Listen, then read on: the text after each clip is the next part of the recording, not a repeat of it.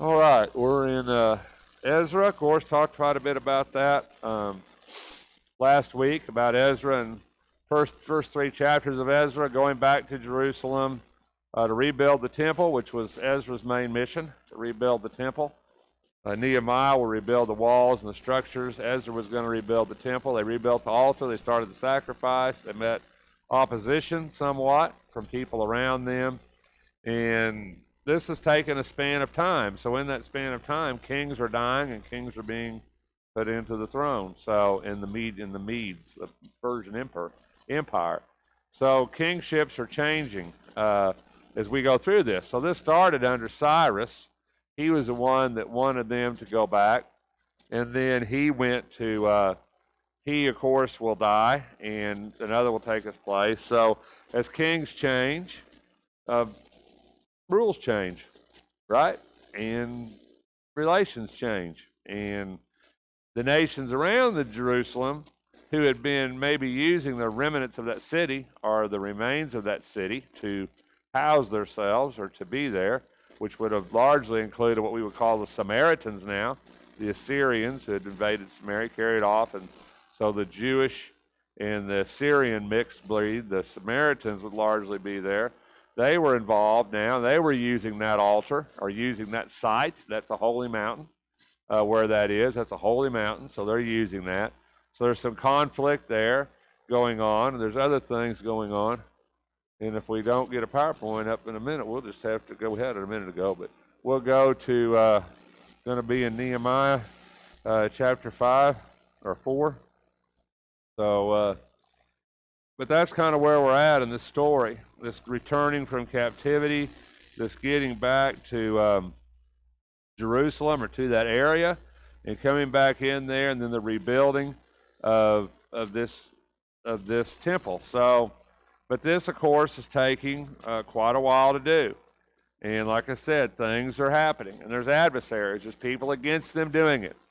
And the reason, well, there we are, and the reason we're against them doing it is because number one, they perceive Judah, Jerusalem, the remnants or those coming back, as a threat.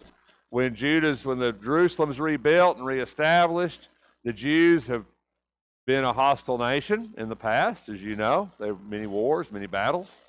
What's going to keep them from being that way again, right? What's going to keep them from wanting to take more territory? And even though they're underneath, and I think that's something that Jennifer and I talked about, or she texted me about the other night, about this idea of how it worked. You know, Jerusalem is going to rebuild this temple. They're going to rebuild the city. The Jews are going back. Other nations are going back in this Persian Empire. And yet they're all still Persia, right? They're what's called a vassal empire. A vassal empire. And what that means is they're an empire within an empire. They're ruled by somebody else. They're a vassal state. What we call a vassal state. And what that means is Persia, you got to remember, this is thousands of years ago, right? And there's no communication. You got to put yourself back in this time frame. Persia's a big empire. There's miles. It's over 600 miles as the crow flies from the capital of Babylon, Persia, Babylon, to Judah. That's a long ways by the fastest horse. That's a long ways, right? And when you have that type of landmass in those times, you had to have a way to control that. And you did that with vassal states. It's basically the same thing that was happening in Judea or Jerusalem at the time of Christ. You know, when Christ was born, there was a king, right? King Herod. Remember that? Isn't that who they went to? Was King Herod? And King Herod was ruling that region. But King Herod was a vassal king. He was only a king because Rome said, you can be a king. What Herod did, Herod was kind of he was an opportunist. Okay? And what Herod did is that area was all rift with war and turmoil and strife and all kinds of conflict as it is today, right? It was all in a chaos. And basically Herod goes to Rome and he says, guess what, Emperor, I'll make you a deal. If I can subdue this area, get it under control, get you some taxes, make me a king.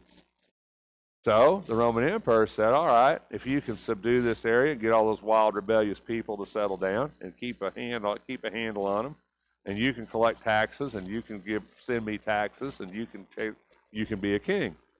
So that's how come you had King Herod. Not because King Herod, that's how Herod became king. And then when Herod died, he had sons, right? The tetrarchs, we call them. Herod Antipas, Herod Agrippa, Philip were the main ones that we talk about, the tetrarchs. And when he died, the emperor, Rome, allowed him to separate that kingdom into three different regions. That didn't last very long because it wasn't long before the first one fell out of graces with Rome and basically give it to the brother. So they were controlled by Rome, but they were vassal states. And that's exactly what this is going to be. They're going to be a vassal state. Persia is going to allow them to rebuild Jerusalem, but they're going to pay tribute. They're going to pay tax. They're going to still be under the subjection of Persia. But the deal is, under those type of systems is that if they was to take over some of them nations around them, or other nations were to take them, as long as they weren't a threat to Persia, and as long as Persia was still getting their money, Persia wasn't going to get too concerned about that. You know what I'm saying? It didn't really matter to them. They didn't really care. Words, if Judah's in power, or if Samaria's in power, or Edom's in power, or any of those nations that are there, as long as they're not going to rise up and fight Persia, and they're still sending money, we're really not that worried about it. You see kind of what they were in? So it was kind of a weird deal. But the other thing that was going on here is that Persia always had a lot of trouble with Egypt. And Egypt, as we know, was right down south of Judea. So it was an area that concerned them. And they wanted nations that were loyal to them down there. They wanted somebody that if Egypt came up out of the south, they could depend on them to help with the conflict or to be on Persia's side. They didn't want them to flip to Egypt and be on Egypt's side. So there was that was kind of the political state we're in. So when you get down to that point, these other nations, these enemies, which of course have been enemies for centuries, right? I mean, these nations have fought each other since the beginning of the Bible, just about, right? I mean, since they were nations. So they hate each other. They have always hated each other. They still hate each other, right? This has never changed. And so they're not wanting Judah to rebuild this city. And then they come to Judah, and this seems kind of a harsh place, but they come to the guys and they says, we seek your God. We have been sacrificing him since the days of Hadad, king of Assyria, who brought us up here. So that's the Assyrian king. You got to remember who these people are. So these people are mostly Assyrian. There's probably some Jewish descent in there because they mixed with that nation. But these are what we would call, these are the remnants of what we were saying was Samaria. This eventually will be Samaria. But these are the remnants of these people. They were a pluralistic people, multiple God people. They did worship God, as in God Jehovah, but they also worshiped other gods or idols too. They were pluralistic, so they worshiped a lot of different gods. So they basically come and they say, we've been using this holy place, this holy mountain, because that's what this is, this holy mountain to sacrifice. Let us help you do it, and let us kind of have a part in your city or in just what you're doing here. I don't know how you would want to term that.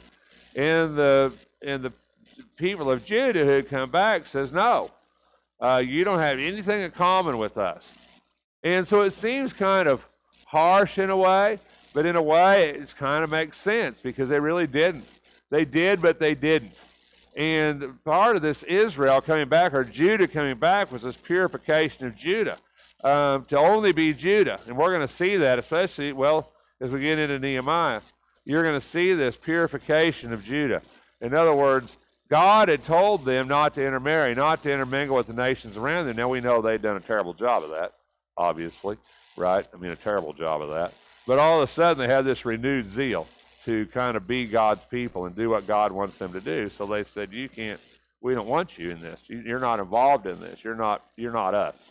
And that really goes back to that lineage and the idea of of a really Jewish thought, and maybe goes kind of against what we would think. But on the other hand, at the time frame this is in, it makes perfect sense. So, is there any questions about that? So that's kind of where we get to. And Cyrus, of course, is who commanded them to do that. But now they've got this conflict, and of course there's no wall in this city now. Nehemiah hasn't arrived. That's one reason Nehemiah is going to be convicted, is because it's an unwalled city. The walls, the gates have all been torn down, so there's very little defense. So they're kind of surrounded by their enemies. There's not a lot of defense to this city. So this gets to be an issue, and they're discouraging them, and they hire counselors against them to frustrate. Never can say that word. Frustrate their counsel all the days of Cyrus, king of Persia. So what they're doing is they're hiring these people to go back to Persia, go back to the capital of Persia, and say things to make it where the Persian Empire doesn't want them to rebuild the city. That's the crux of what's going on here. We don't want them to rebuild it, so we're going to get Persia to say, you can't rebuild it. We're going to go back. We're going to make Cyrus is going to change his mind, and so we're going to write an accusation against them. And basically, we're going to change kings. Xerxes is now king, so we're changing kings. We're going to write a letter to him, and we're going to write this letter to all these different people, these scribes, all these different governors, and all these different people. We're going to write this letter, and we're going to try to persuade them to not let them rebuild Jerusalem. Brother, talking about Jerusalem here. So they write him a letter, and they said, to King Xerxes, your servants, the men in the region beyond the river, and now let it be known, the Jews who came up from you have come to us at Jerusalem. They are rebuilding the rebellious and evil city, and are finishing the walls and repairing the foundations. Now, we've jumped ahead a little bit here. I don't know why. This isn't real chronological right here, which is not uncommon in the Old Testament. So we've jumped ahead to Nehemiah. Okay, so we haven't got to Nehemiah, but you got to remember, in the Hebrew Bible, Ezra and Nehemiah is one book, right? So we've jumped ahead. So by the time that this letter's written, the temple's still not finished. Nehemiah has already started the walls. Okay, this is where we've kind of jumped ahead in the middle of this story. So they're writing this letter, and they're saying, you need to. This evil city, it's a really big thing for the walls to be rebuilt, because once the walls are rebuilt, the city becomes a fortress then. It becomes more impenetrable, more able to defend itself. So it's a really big thing.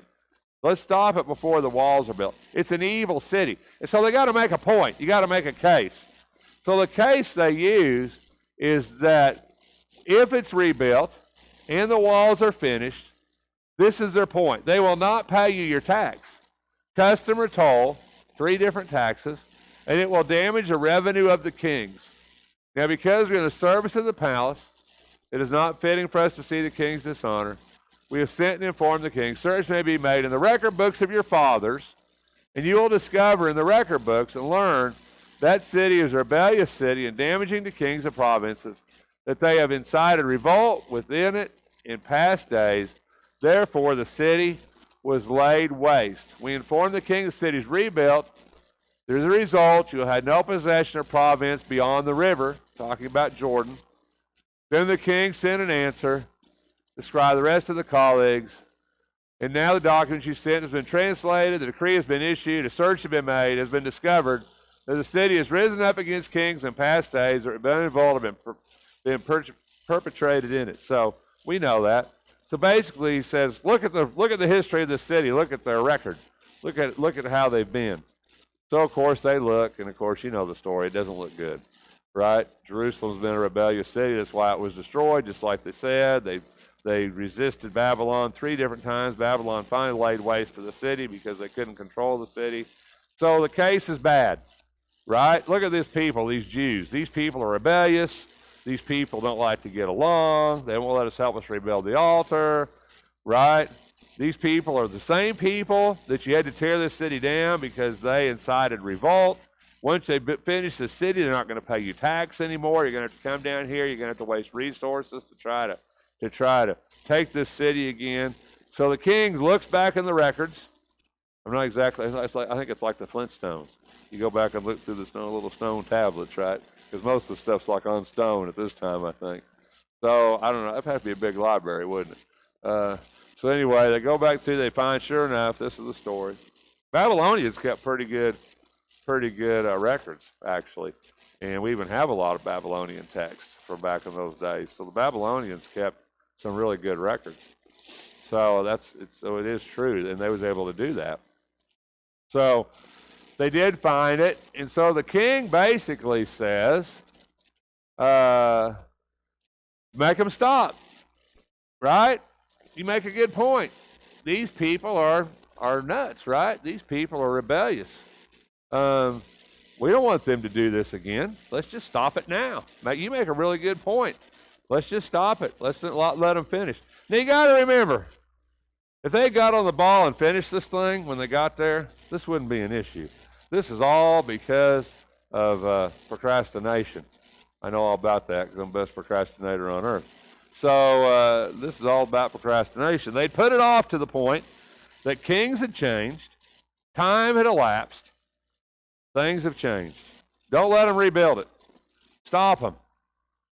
So they go back, so the work stops by force of arms, it says. So the work has stopped. It ceased, it stopped until the second year of Darius. So now we're going to go to a different king. Okay? So now we're going to go to Darius is the king. You remember him from Daniel, right? So Darius. So it says so now Haggai and Zechariah, we've talked about them. These are prophets of the rebuilding of the temple. These are the ones that are going to encourage them. So now God calls these prophets, Haggai and Zechariah, and you get to learn about them Wednesday night. And I'm going to be in the teen class, so I don't know. I think Gary's teaching this class Wednesday night. So anyway, that's a good class to let him teach, Haggai and Zechariah. But Haggai and Zechariah come up, and they're writing to encourage them to rebuild the temple. Who was there? Then Zerubbabel, the son, rose, began to rebuild the house of God. So they began to build it again, even though they probably didn't have permission. The prophets of God were supporting them. That's Haggai and Zechariah. The governor of the province. So who issued a decree to rebuild this temple and to finish the structures? Now they're questioning. Now they've started back. We've told you, it said the eye of their God was on the elders of the Jews. They did not stop them till the report would come to Darius. And then a written reply be returned concerning it. So now they're going to have to go back. So now they're going to make their case. So they sent a report to him, Darius the king. So the Jews are going to make their case now. It says the huge stones, the beams are being laid in the walls. This work is going on with great care, succeeding in their hands, which really got to get into Nehemiah to understand the wall deal. Then we asked those elders and said to them, who issued a decree to rebuild the temple? We also asked them for their names to inform you that we might write down the names of the men who are at their heads. They're going to hold them accountable. These guys are the ones who are starting it. You know, we want their names, so when you say that they can't do it, we can go back and kill them guys. You're right? There's going to be accountability.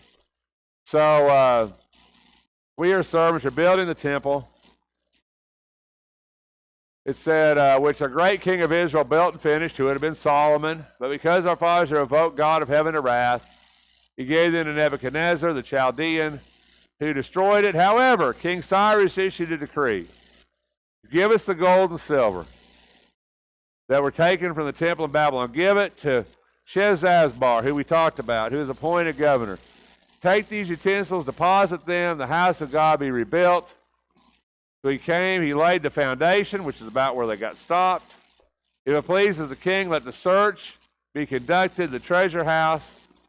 If it be that a decree was issued by the king. So now it says, now go back and look. So you went back and looked and found out we were bad people and we shouldn't rebuild the temple. But now go back and look and see that we were given permission by a king to rebuild the temple. Now you think they would know this. But there's a lot going on. Kings have changed. Things have changed, right? So I guess in the mix of all this, they forgot that the king actually sent them to rebuild the thing in the first place, which seems kind of hard for me and you to grasp, but you got to remember, this is an ancient culture, right? So he said, search and see if it was done. So he did. Everything's by decree, right? Search was made. And so they found a scroll written in there, a memorandum, a note.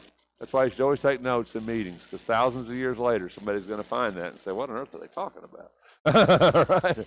So they found a note, a memorandum, and it says, let the temple, the place of sacrifices, be rebuilt, 60 cubits by 60 cubits, with 3 layers of huge stones, 1 layer of timber, and let the cost be paid from the royal treasury. That's how Solomon built it.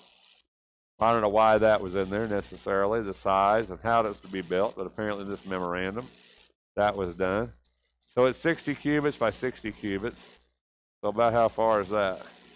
How big is that? How much is a cubit? Yeah, about 27 inches. So a little over 2 foot in a cubit. So 60 cubits would be 120 feet. So this thing's not big, right? 120 feet by 120 feet. They've been working on this thing for 20 years. I'm just saying, right? It's not that big. Okay. And I think I'm slow. I am slow. I'm not that slow. So anyway, so it's not a huge thing. And so, but he says, we're going to pay for it. So he says, so I return, and so he says, therefore, tell them, leave this work on the house of God alone. Let the governor of the Jews and the elders of the Jews rebuild this house of God on its site. So basically, that's what happened. They shut it down. Because of Haggai and Zechariah, they started it back. Then they got the king's permission to finish it. So now they're going to finish it. And it's all really because God still had to intercede by the hands or by the mouths of Haggai and Zechariah to tell him to get up and get this thing finished. Haggai was a real short-lived prophet. Haggai only prophesied for 2 months.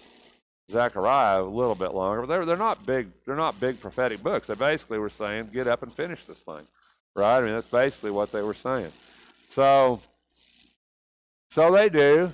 So the full cost he paid by the royal treasury out of the taxes and provinces beyond the river, and that without delay, whatever is needed. Salt, wine, anointing oils, priest Jerusalem requests given to them daily without fail. They may offer acceptable sacrifice to God of heaven and pray for the life of the king and his sons, which was originally why he did that. So what was the king's motivation what was the king of Persia's motivation in rebuilding the temple? Was that he wanted another god on his side.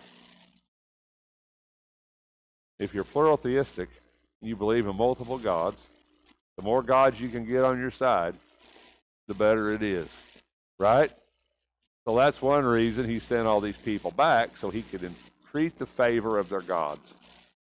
So you got to remember, God to us is God Jehovah, God the one and only God. But a lot of times in the Old Testament, especially when you're talking about other empires, Persians and stuff like that, he's just another God among the list of many, right? And that's how they look at it. They still believe he's God. They still might even worship him. They still might even sacrifice to him. They don't believe he's the only God.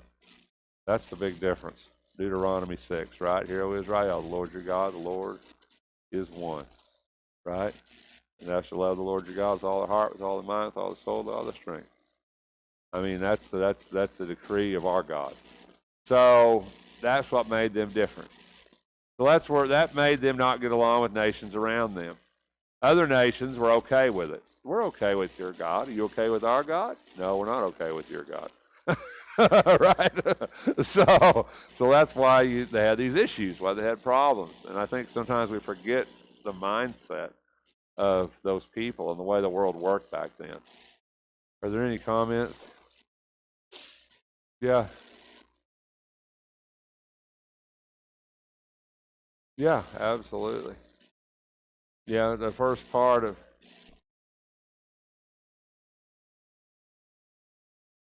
uh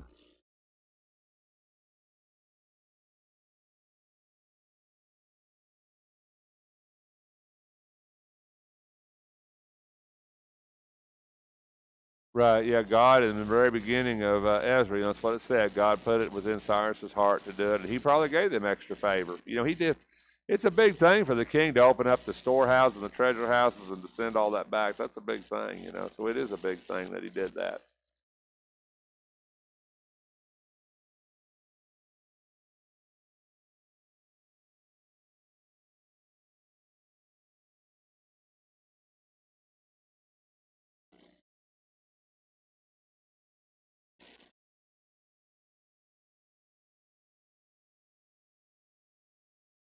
Well, they were just not getting with the program. That's the reason Haggai and Zechariah had to come along. And yeah, I mean, I think rebuilding that was hard. And they were all back in their city. They were back in their town. They had their altar back. They were like, well, okay. Lazy, right? So they were okay.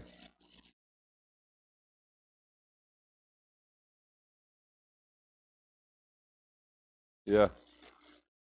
But I think they just let it go. I think they got to that point and they said, oh, well, we'll just quit. But I think then when Haggai and Zechariah come along and said, yeah, you need to get this done, then they started back. And then they had to kind of show the king was on their side. And so then they wrote the letter back to show that, yeah, it was okay for them to do it. It was just procrastination. They were putting it off. They were just not doing it. They just weren't getting it done. I mean, plain and simple. That's how come Haggai and Zechariah had to get involved, because they just weren't moving. So once it stopped, they just stopped, as often we do in life. When things stop, we just stop. And it's kind of like that old adage. There's a lot of things in my life that's like that. I've started and not finished it, and a lot. So, I mean, I guess I can't fault them. That's one procrastinator to another, isn't it? But the truth is that sometimes somebody has to push you to get something done. Sometimes somebody has to motivate you. Even if you're in God's kingdom and God has to motivate us. How does God do that? He does it through His Word. He does that through what He tells us, right? That's what motivates us. And that's the job. That's one reason we come to worship. I think it's one reason we read the Word of God and say the Word of God, is to motivate us to move. And without that, I don't know sometimes that we would. I think we would just sit back in our chair and let the world go by and be happy. But I think, that motivates us to action.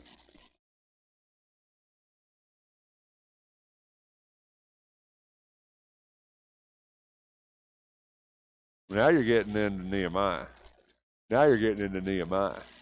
Yeah.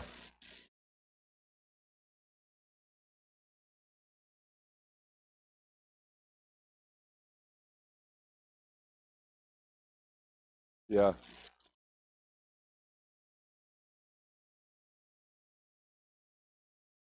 Yeah, when Nehemiah started rebuilding the wall, which I guess that'll be Wednesday night, Nehemiah. When Nehemiah starts rebuilding the wall, which is what we talk a lot more about Nehemiah than Ezra, but Nehemiah, when the wall was going up, there was a threat, because nations around them knew once that wall was up, that changes things.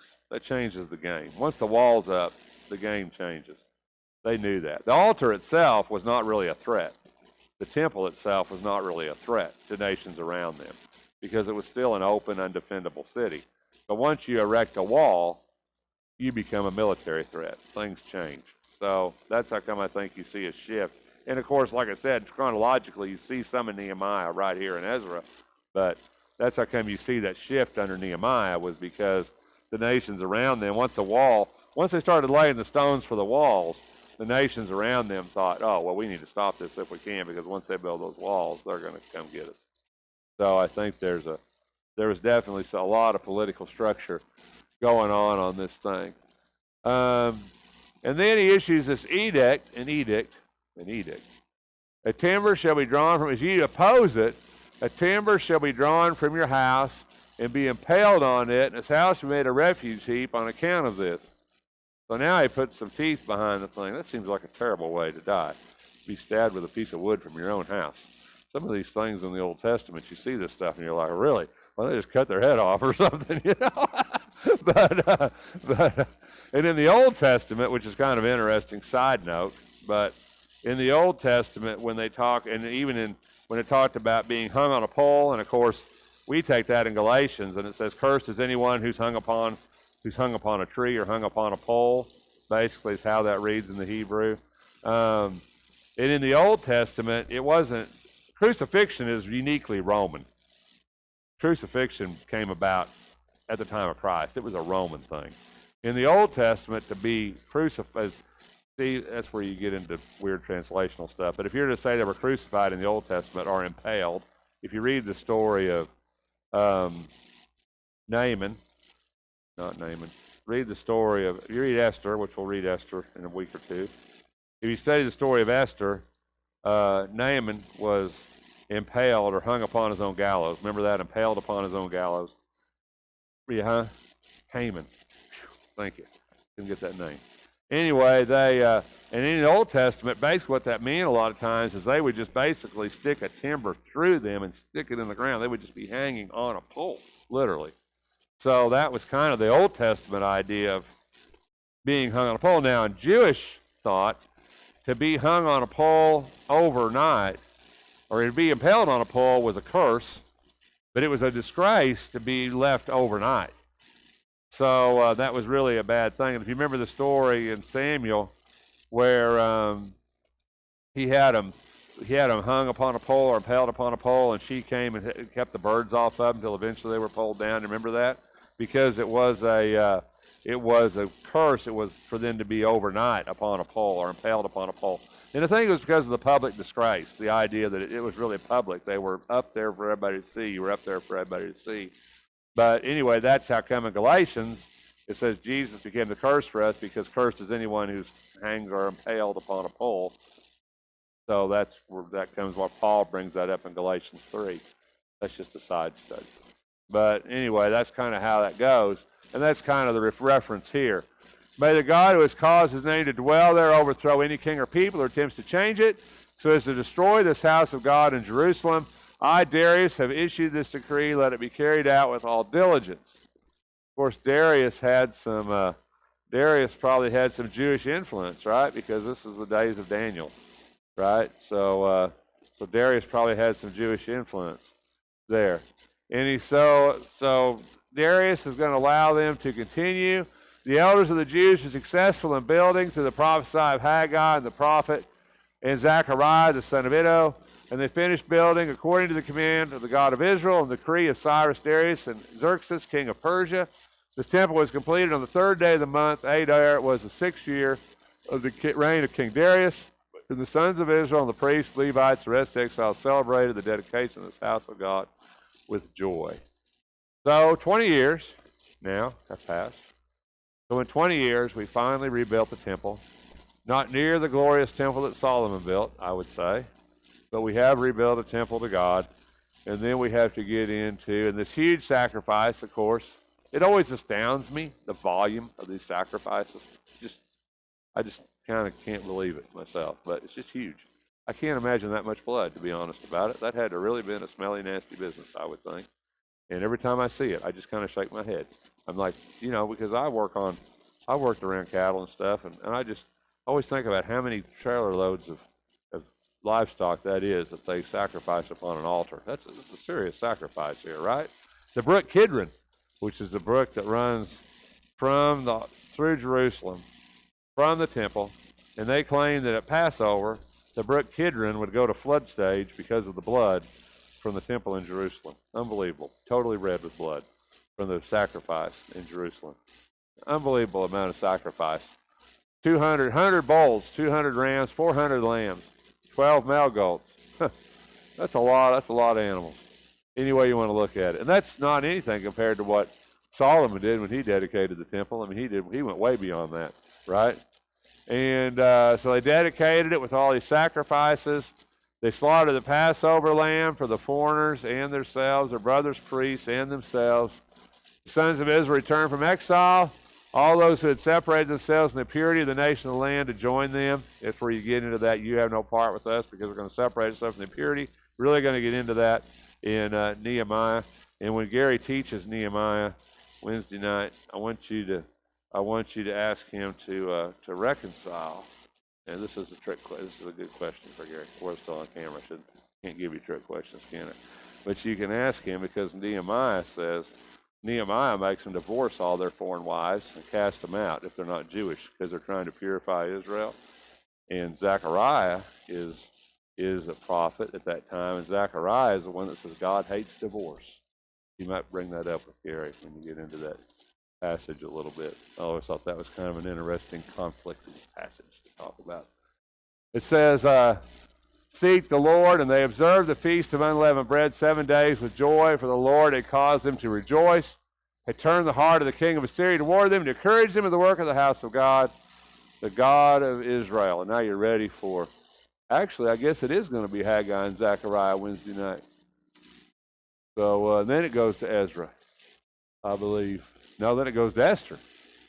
That's interesting. And then we go to Ezra. And then we go to Ezra and Nehemiah.